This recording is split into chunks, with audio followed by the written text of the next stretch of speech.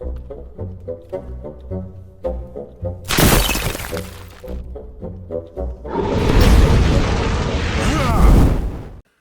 everyone, it's me, Riffraff Hornhelm, and I'm back again with another presentation from the Dwarven Vault, and today we have a monster review. Today we're going to talk to you about the Stone Golem. And the Stone Golem is as comes to us from the original monster manual, as used with basic Dungeons & Dragons and Advanced Dungeons & Dragons, or what's typically called 1E today. Now, if you haven't joined us on this channel before, please be so kind as to give us a like, share, subscribe, all that kind of good stuff if you enjoy what you see. Now, back to the story.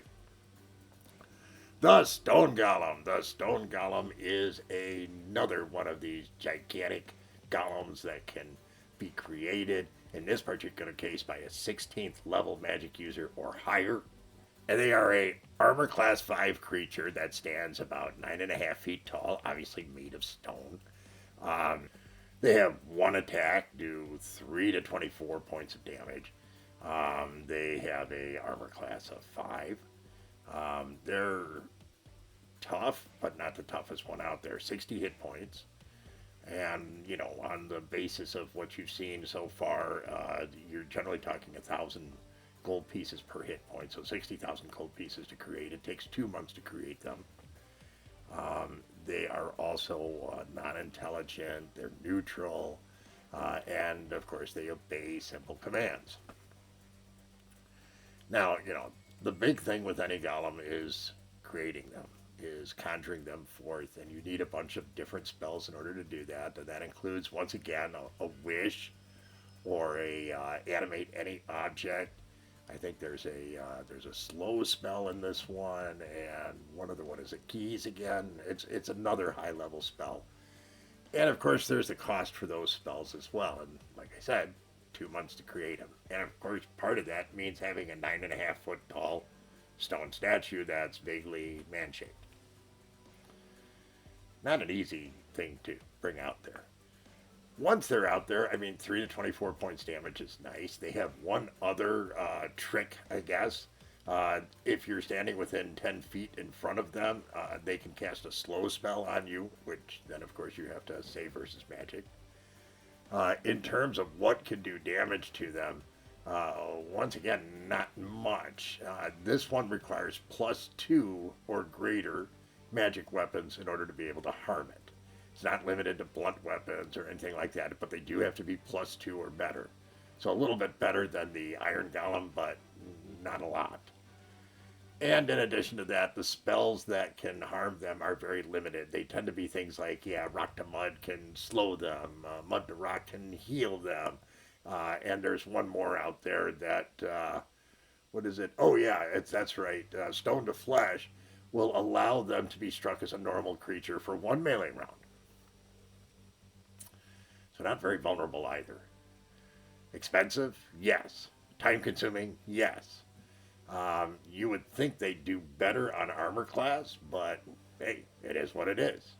I mean, really, at the end of the day, this is the second most powerful golem. The first one would have to be the Iron Golem.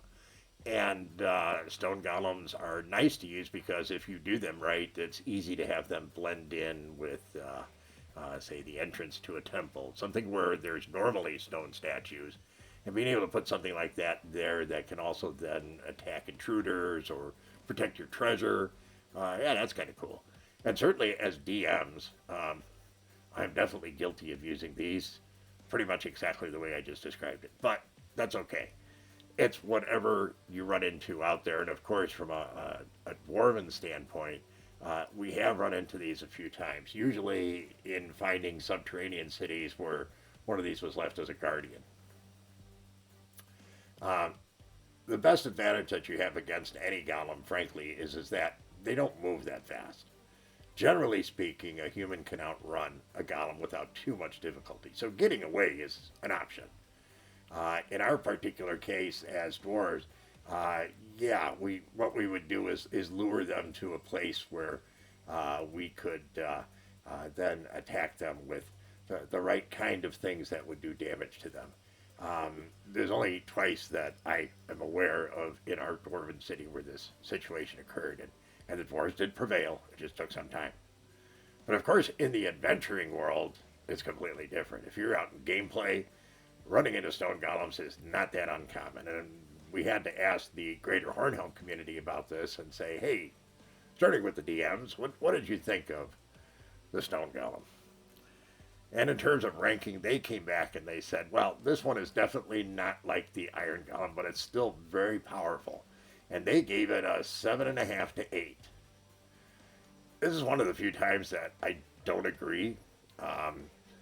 I actually thought this was more like a 6.5 to 7, but that's what they came back with. And certainly it is a powerful creature. It is still very difficult to hit, but it's a little bit easier than the iron golem, which helps. First, we went out to the players as well and said, hey, what about the stone golem? I guess I should have ranked this higher, because they came back and they gave this a clear 8. Right across the board. They said, yeah, it's still really hard to get past one. And usually when they ran into them, they were in a guardian role where they pretty much had to figure out a way to get past them if they wanted the loot. Yeah, okay. Under those circumstances, I guess it would be a pretty difficult creature to get past.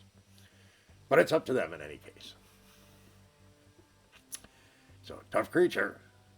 All golems are definitely tough creatures. The positive thing is all golems are so damned expensive that your chances of having to deal with them are pretty low, at least within your party.